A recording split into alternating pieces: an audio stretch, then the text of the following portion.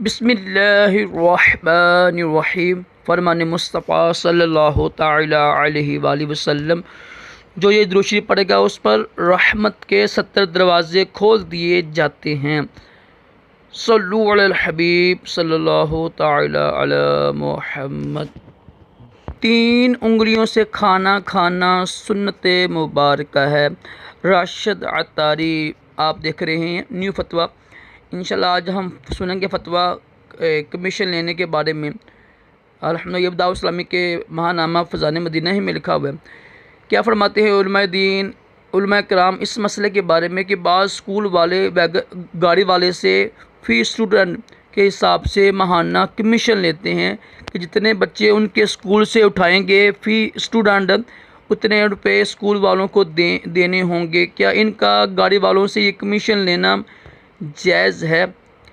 انشاءاللہ سنتے ہیں فتویٰ، اس کا جواب سنتے ہیں۔ جواب کیا ہے؟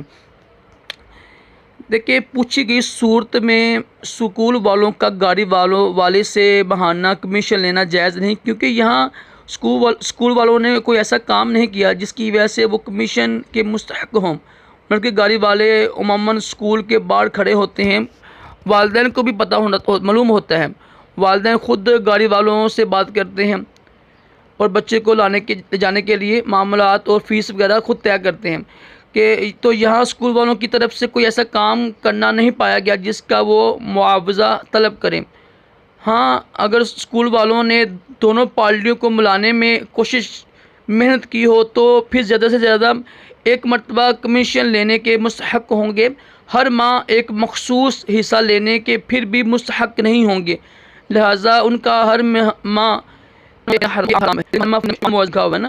اور ماشاءاللہ یہ مفتی ابو محمد علی اصغر عطاری مدنی صاحب کا یہ فتویٰ ہے، میرے پاس سے فتویٰ نے لکھا ہوا ہے۔ اللہ تعالیٰ ہم سب کو بھی علم نافع عطا کرے، دونوں جہانوں کی بلائیاں عطا کرے، تمام جسمانی روحانی بیماریوں سے محفوظ رکھے، علم پوچھ کے ہی اس پر عمل کیا کریں۔ صلو علی الحبیب صلی اللہ تعالی علی محمد۔